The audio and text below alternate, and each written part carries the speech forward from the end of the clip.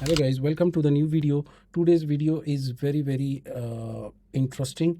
Believe me, we are going to learn how to automate our workflows using n8n, which is quite advanced and very flexible to learn and use. So let's dive deep into it, how we can use it with our Laravel applications, how we can automate our workflows in n8n.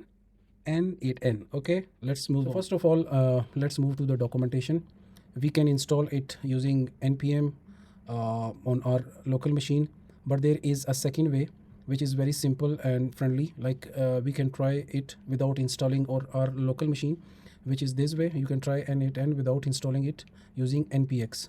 From the terminal we have to run this command and we can install it globally on our machine using this command. These are the different ways of installing different versions of n8n. Okay, we can update it using this command. So the second way is using docker, which I don't want to try right now. So what I have done, I have installed it on my local machine. So first of all, let me show you how I have installed it locally on my machine, and I'm running my n8n server setup. So I have run this command. You can see that I'm using npx and the version is 1.4.45.1 on my local machine, and here is the local version of n8n running on my machine. Okay, we are going to use this, and here is our Laravel application, which we have settled. It has roles, permissions, and it's basically developed using Laravel and Vue.js. And for the front end, we have used castle permissions.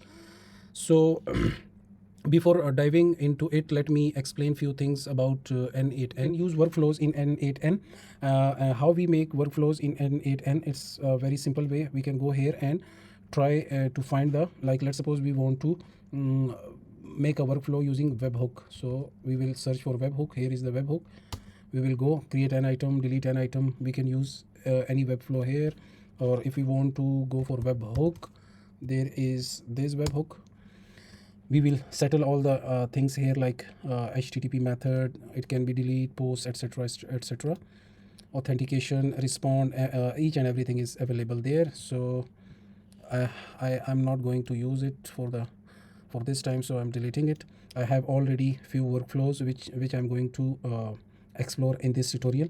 So first of all, I have this GitHub failure notifier. Whenever our tests on our Laravel applications gets failed, it will notify our n8 application. Let me open it. It has this URL. Its method is post. Okay, and after getting the response, failure response from GitHub, I'm going to customize my data, which will be passed from here to this box, which is known as set. In set, I'm getting data from GitHub failure notifier, and these are the values which I'm getting. After doing that, we will move the data to our Discord channel, and we will notify our Discord channel that our test gets failed while a pull request or while a commit. So first of all, let's test our this thing in which our test cases will get failed. So I'm going to open my Laravel application. I will do some changes in our code. Let's suppose I'm just adding few comments here.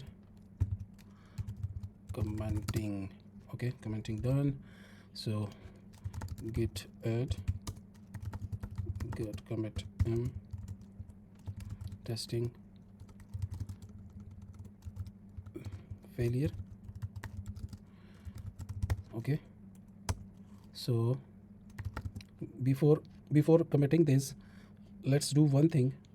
Test workflow, we have to enable this will be running and it will wait for our GitHub failure notifier. So waiting for trigger event, this event will get triggered. So let's move back to the coding area, git push. That's done. Now let's check our, you can see this workflow have run. I will explain this later on. First of all, we will wait for this one. So let's move to our actions. This is running. Let's open our Discord. We will get a message here that one of our commit have failed tests. So 1910 we will get a new message. Let's wait for it. It's still running. Yeah, notify online. It has failed. Now it's moving here. Now we will get a message here. I hope so. This will get green. Oh, sorry. It was not enabled. It was not running the. I think that's done. I think we have to run it one more time. Let's revert it back. So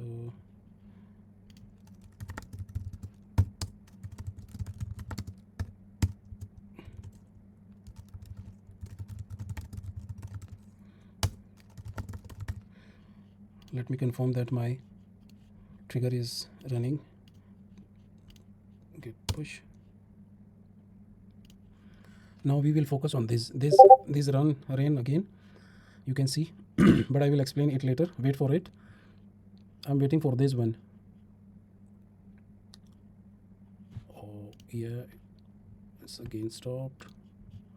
Let me check my actions. It's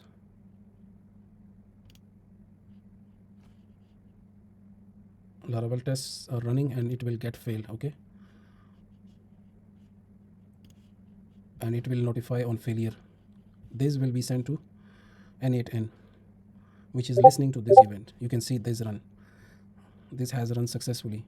Okay, so what happened here are notifier listen to that event from GitHub, and that data is passed here, and then the data is moved to the Discord channel, which is here.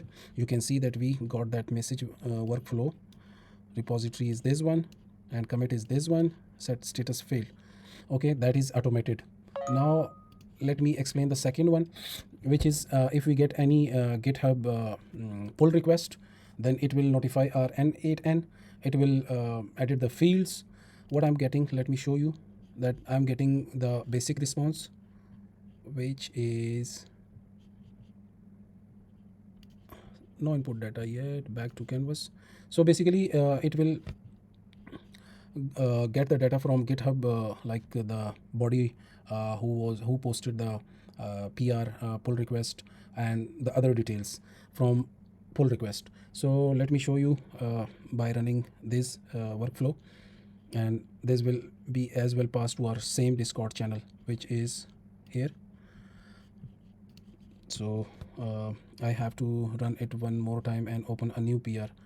So let's move to git checkout main, git checkout.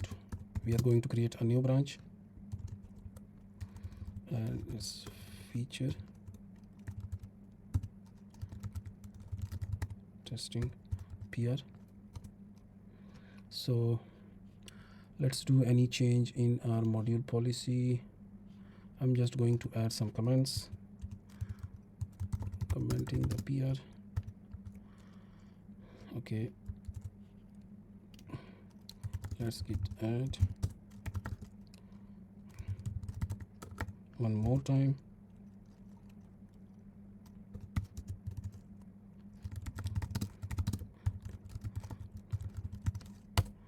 Okay, we have to run this one time. Let's move to our GitHub repo pull requests, and I got this pull request. So let's add the body here. This will be our description or body of our pull request. Please set your test cases according to the standards. So we must follow the rules and regulations available in Laravel docs. It's very necessary to follow the best practices of something of community, etc, etc. So when I will create this pull request, what's going on here, we will get the PR summary, we will edit those fields, then we are again editing those fields, and then here we are summarizing that PR body with Gemini. At the backend we are going to call the Gemini to summarize the pull request body in one line. Okay, and again we are going a set field here, and then we are passing that message to our Discord channel. So first of all, let's run test workflow and open the pull request. Okay, pull request is open. Now this will run. You can see it's running. Yeah, workflow executed successfully, and I got the message at Discord, and it's saying GitHub PR summary. This pull requests standardization of test cases to align with Laravel documentation and community best practices. So Gemini has uh, summarized that pull request in one line. So let's see our third workflow, which is when a new user is registered in Laravel application, we will notify our n8n, and then we will send a notification to our Discord channel. So first of all, let's move to the Laravel side and create an account. So let's create account with Taylor Otwell. Hi Taylor at yahoo.com. Here is the password and sign up. Before, let me check that our test workflow is running. Yes, and I'm clicking on the sign up. You will see that this will run. No, before that I have to switch my branch. I'm on a wrong branch, sorry for that. So let me check my branches. It was on this branch, I think.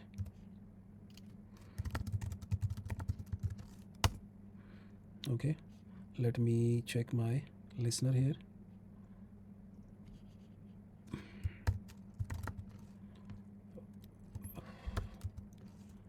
I can't see it. Yeah, here is my listener. Okay, this is listening to our registered event. I'm not going to show you the upper area because it contains my keys. So let's move back to our browser. Let's run it, and we will register a user again. Okay, let's move here. Let's register the Jeffrey here. Jeffrey, sorry for your email if it's wrong.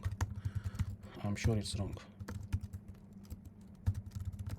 So let's check it's running. Yes, it's running. Sign up. Yeah, it ran. Workflow executed successfully, and we got a message on our Discord channel. New user registered, and here are the details. It's Jeffrey at yahoo.com, etc, etc.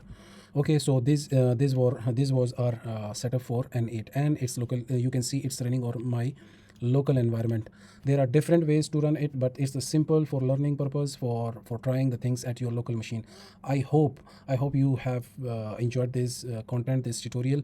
Do let me know in the comments if you want more details about how we can set up workflows from how I have configured APIs. Let me know in the comments. Your likes, your subscriptions matters a lot for me. So see you next time in next video.